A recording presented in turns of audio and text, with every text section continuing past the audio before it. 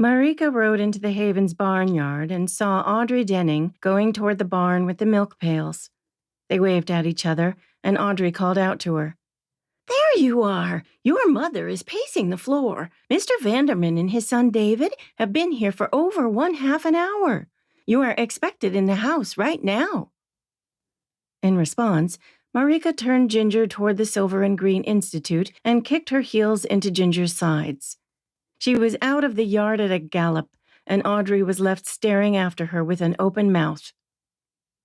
Marika pounded into the Institute's courtyard and raced for the administration building.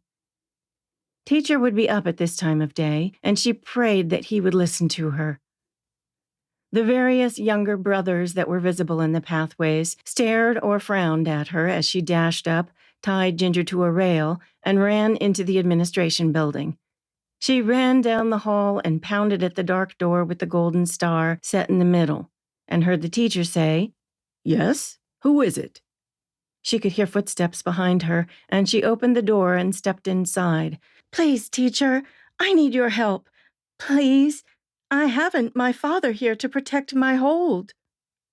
The teacher looked up from his charts and reached for his black skull cap. "What in the name of your pathway has brought this about?" He could see how agitated she was and saw the looming figure of Brother Anton behind her. Marika advanced into the room. "It's Mama.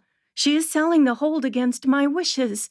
Oh, teacher, I don't want to sell it, and she says I must.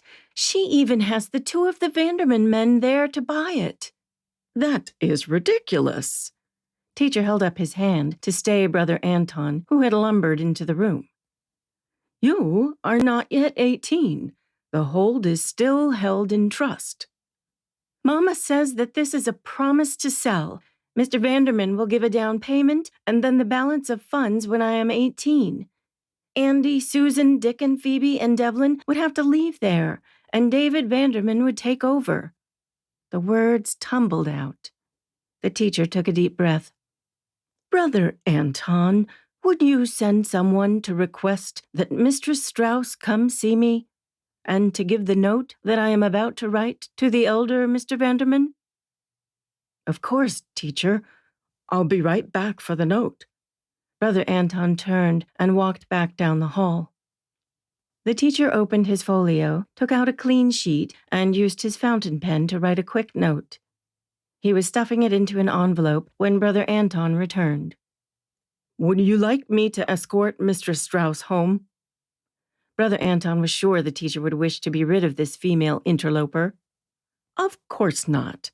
I want her here when I explain to her mother why she cannot proceed with this scheme and why it must be Marika's choice next year."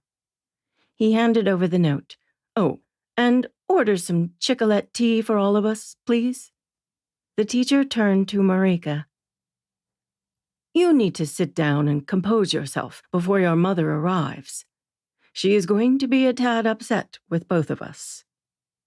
Marika took a deep breath. "Thank you, teacher. I don't know if I want to sell the hold or live there. I just know that I do not want to live at the Haven. If I tell Mama that, she will rant and carry on for days. It is her dream that I take over someday. It is not my dream." Teacher smiled at her. His brown eyes were as kind as they were so many years ago. His dark hair was retreating, and he had gained about 20 pounds over the years. "Where do you want to live, Marika? And what do you want to accomplish?" "I don't know," she admitted. "Sometimes I want to live on the hold and ride horses all day.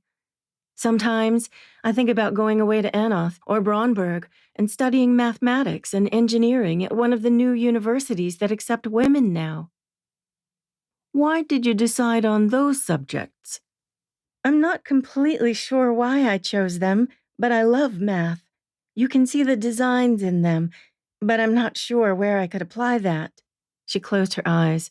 "You see, teacher, that is why Mama says I should listen to what she says, as I have no plan for my future like she did."